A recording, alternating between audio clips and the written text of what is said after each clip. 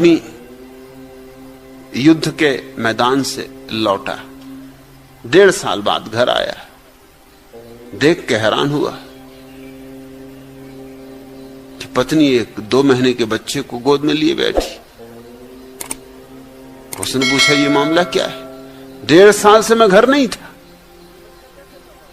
ये बच्चा कैसे पैदा हुआ? जरूर ये रोनाल्ड का बच्चा होना चाहिए। पत्नी ने कहा कि नहीं, रोनाल्ड का नहीं। तो उसने कहा फिर जॉनसन का होना चाहिए। पत्नी ने कहा नहीं, ये जॉनसन का भी नहीं। तो उसने कहा ये मर्फी का तो होना ही चाहिए। पत्नी ने कहा तुम्हारा होश ठिकाने है कि नहीं? अपने अपनी दोस्तों के नाम गिना रहा है जैसे मेरे कोई दोस्त ही ना हो।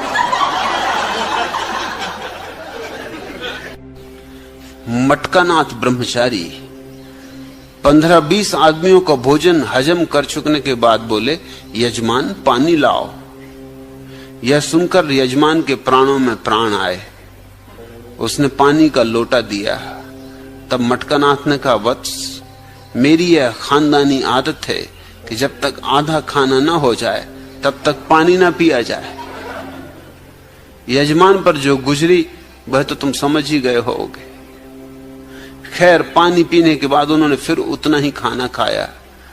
तब अपने घड़े जैसी तौन पर हाथ फेर कर वे बोले, अब इस बस में सवारियां ठसाठस भर चुकी, अब कुछ नहीं खाऊंगा। यजमान ने औपचारिकता बस का, नहीं नहीं महाराज। अब यजमान को डर भी नहीं था। यह एक रसगुल्ला तो और ले लीजिए। अब यजमान ने सोचा कि अब थोड़ी उदारता ही दिखा दो। जब महात्मा ने इतनी उदारता बरती है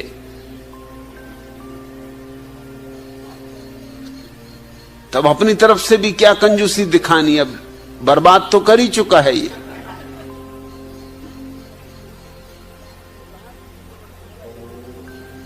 कहा कि ये तो रसगुल्ला लेना ही होगा। पक्का भरोसा था कि वो नहीं लेंगे।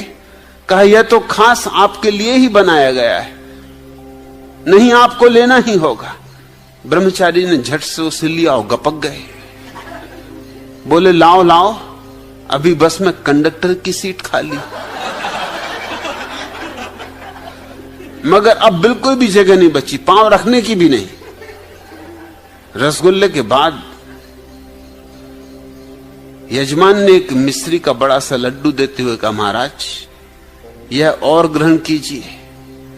सोचा कि अब तो असंभव है, अब तो कंडक्टर की जगह भी भर चुकी। इतनी कृपा तो उसने कहा आपको मुझ पर करनी ही होगी, वरना मेरी आत्मा को बड़ा क्लेश पहुंचेगा। हमारे परिवार में परंपरा है कि मेहमान को अंत में मिश्री का लड्डू अवश्य परोसा जाए। मटकानाथ के मुंह में फिर पानी आ गए। वो बोले, ठीक है लाओ, उसे भी ठिकाने लगा दूं। ऐसा कह वे उसे भी हजम कर गए। यजमान ने पूछा, महाराज एक शंका उठाई है, समाधान करिए। आपने तो कहा था कि बस में जरा सी भी जगह नहीं है, फिर ये लड्डू कहां समा गया? ब्रह्मचारी ने उत्तर दिया, वत्स, यदि बस में तिल रखने की भी जगह नहीं है और देश का प्रधानमंत्री आ जाए तो उसके लिए जगह मिलेगी कि नहीं? बस यही समझो कि मिस्री का ये लड्डू प्रधानमंत्री। फिर यजमान ने हिम्मत भी नहीं की कि अब कुछ और आगे औपचारिकता दिखाए। 3 मित्र अपनी अपनी मोटी पत्नियों के बारे में चर्चा कर रहे थे। एक बोला, मेरी बीबी इतनी मोटी है कि रिक्शे वाले उसे बिठाने से मना कर देते, और तांगे वाले कहते माफ करिए, एक बार में तो हम नहीं ले जा सकते, यदि 2 फेरी में ले जाएं तो क्या आपको कोई ऐतराज? दूसरा मित्र बोला, मेरी बीबी इतनी मोटी है कि पिछली बार जब हम लोग स्टेशन से घर आने के लिए टैक्सी में बैठने लगे तो टैक्सी ड्राइवर का झगड़ा हो गया पास में ही खड़े एक ट्रक ड्राइवर से। कुछ मामला यह था कि ट्रक ड्राइवर कहता था कि भाई तो हमारा धंधा चौपट की दे रहा है, ट्रक की सवारी टैक्सी में ले जा रहा है। तीसरा मित्र बोला, यह भी कुछ नहीं, तुम मेरी बीबी के किस्से सुनोगे तो सुनकर गस्त खा जाओगे। परसों शाम की ही बात है, मैं उसका पेटीकोट धुलवाने के लिए धोबी के यहां गया तो धोबी ने कहा, क्षमा कीजिए श्रीमान जी, हमारे यहां टेंट तंबू वगैरह धोने का काम नहीं किया जाता।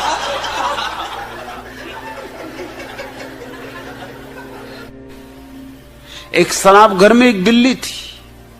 एक दिन वह एक चूहे के पीछे दौड़ी। चूहा भी भागा और भागते हुए एक शराब से भरे हुए बर्तन में जा गिरा। बिल्ली काफी देर इंतजार करती रही, तलाशती रही, मगर चूहा न मिला, सुना मिला। दूसरे दिन शराब घर के मालिक ने चूहे को बाहर निकाला। चूहा गरज कर बोला, कहां है वह हरामजादी बिल्ली? क्या समझ रखा है अपने को? लाओ मेरे सामने, कर दूं चारों खाने चित्त। मुल्ला नसरुद्दीन के दांत में बहुत पीड़ा थी, लेकिन दांत निकलवाने में नसरुद्दीन को बड़ा डर लगता था। दांत के डॉक्टर ने उसे बहुत तरह से समझाया कि नसरुद्दीन, दर्द बिल्कुल नहीं होगा, बस 2 मिनट की बात है। लेकिन नसरुद्दीन बड़ा घबराया। आखिर नसरुद्दीन जब तैयार न हुआ तो डॉक्टर थोड़ी सी विस्की लेके आया और मुल्ला को देते हुए बोला, लो नसरुद्दीन, शायद इसे पीकर तुम्हें थोड़ी हिम्मत आए। विस्की पीने के 2-4 मिनट बाद तो नसरुद्दीन एकदम खड़ा हो गया और गरज कर बोला, अब आई साली हिम्मत, अब जरा कोई हाथ तो लगा कर देखे मेरे दांत को। अरे हाथ पैर तोड़ दूंगा जिसने जरा सा छुआ मेरे दांत को। एक धर्मगुरु रेल के एक डिब्बे में बैठे हर समय रह रहकर 2 घड़ी निकालकर देखते। इससे एक दूसरा मुसाफिर बोला, महाराज आप 2 घड़ियां क्यों रखते? धर्मगुरु ने कहा, एक में घंटे की सुई नहीं है, वह दूसरे में मिनट की सुई नहीं। बनाते वर्षफल और राशिफल संपादकों का हम, किसी अखबार में खुलता हमारे नाम से कालम। कभी अफसर, कभी बाबू, कभी व्यापारियों के घर, हमारे चरण कमलों में झुके होते सभी के सर। नफरियों जिंदगी का बोझ गधों की तरह ढोते अगर हम जोशी होते। सफल फिल्मों के अभिनेता हमारे साथ में होते, हमारे देश के नेता हमारे हाथ में होते। हमारा पर्स भी 100-100 के नोटों से भरा होता। महानगरों के उत्तम होटलों में बिस्तरा होता। न टूटी खाट पर बच्चों सहित फिर इस तरह सोते अगर हम ज्योतिषी होते। हमारे भाषणों के अंश भी अखबार में छपते, हमारे नाम की माला सभी वीआईपी जपते। हमारे नाम के चर्च भी हिंदुस्तान में होते, लंदन कभी पेरिस कभी जापान में होते। किसी कोने में अपना सर छुपाकर हम नहीं रोते अगर हम ज्योतिषी होते। हमारे सामने होती न कोई भी समस्याएं, हमें भोजन खिला नहला रही होती सुकन्याएं। सुरक्षित शेप में होती असीमित स्वर्ण मुद्राएं, चहकती आश्रम में बुलबुलों की भांति शिष्याएं। लगाते साथ उनके हम भी स्विमिंग पूल में गोते अगर हम जोशी होते। हमारे भक्तगण होते सभी शहरों में गांवों में, हमारा नाम भी चर्चित हुआ करता चुनावों में। हमारे साथ भी यारों हजारों सिर फिरे होते, जहां जाते वहीं पर पत्रकारों से घिरे होते। सैकड़ों नेता हमारे भी चरण धोते अगर हम जोशी होते। चलाकर चक्र तंत्रों का कुबेरों को फंसाते हम, बताकर भाग्य लिपि उनकी उन्हें बुद्धू बनाते हम।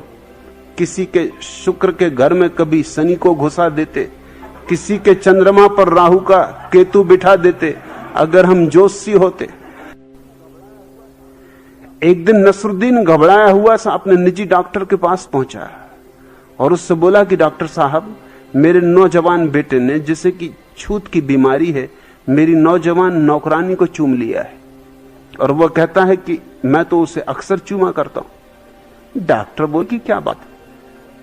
नसरुद्दीन, आखिर वह अभी युवा ही है, फिर छोकरे छोकरे हैं, लड़के लड़के हैं, और नौकरानी को ही चूमा है ना, तो इसमें इतना क्यों घबराते हो? नसरुद्दीन बोला, पर डॉक्टर साहब आप समझने की कोशिश कीजिए, क्योंकि मैं भी उस नौकरानी को अक्सर चूमा करता हूं। क्या वह छूत का रोग मुझे नहीं लग सकता? डॉक्टर बोला, घबराओ मत बड़े मियां, नौकरानियां आखिर चूमने के लिए ही तो रखी जाती हैं, और छूत की बीमारी भी कोई बीमारी है, और यदि तुम्हें कोई लग भी जाए तो उसका आखिर इलाज है, मैं किस लिए हूं?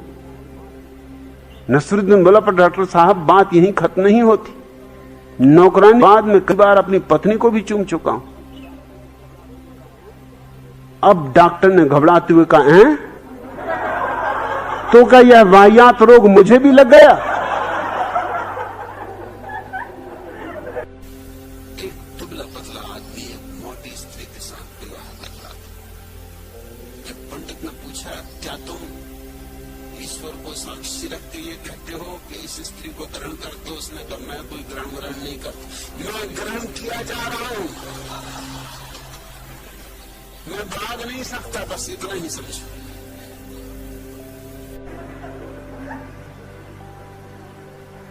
मेरी तरफ से तो पूरी कोशिश करता हूं धर्मकृष्ण, तुम कहते हो कि हम आपकी बातों को कभी नहीं समझेंगे, या कि वह सौभाग्य का दिन भी कभी आएगा, टिके रहे तो आएगा, आना ही पड़ेगा। आखिर कब तक? पेटी है, तोड़ ही लेंगे।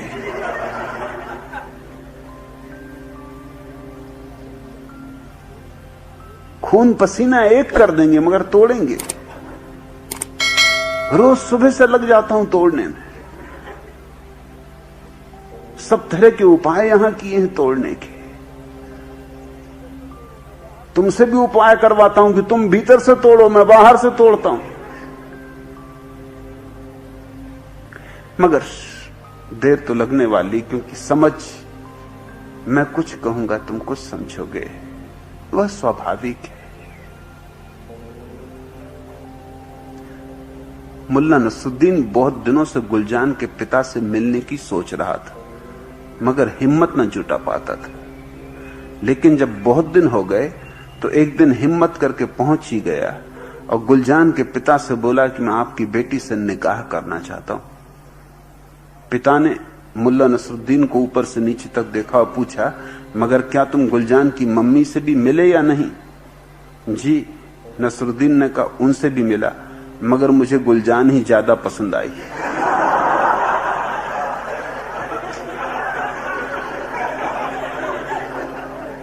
अब मैं क्या कहूंगा और तुम क्या समझोगे? इसमें भेद तो होने ही वाला है।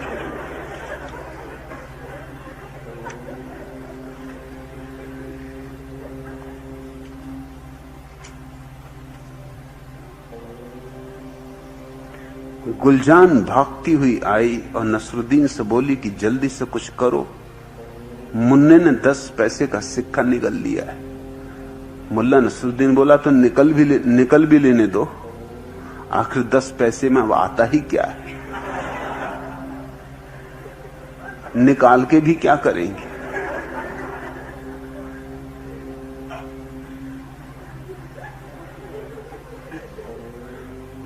ऐसे ही एक दिन उसने डॉक्टर को फोन किया कि मेरा लड़का, मेरा फाउंटेन पेन निकल गया है,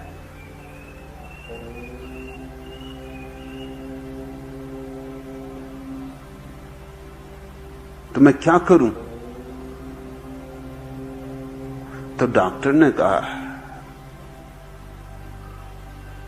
कि मैं आता हूं, आधा घंटा तो लग ही जाएगा। तो मुल्ला ने कहा, लेकिन आधा घंटा मैं क्या करूं? तो डॉक्टर ने कहा, आधा घंटा तुम क्या करो? अरे तब तक पेंसिल से लिखो, और क्या करोगे?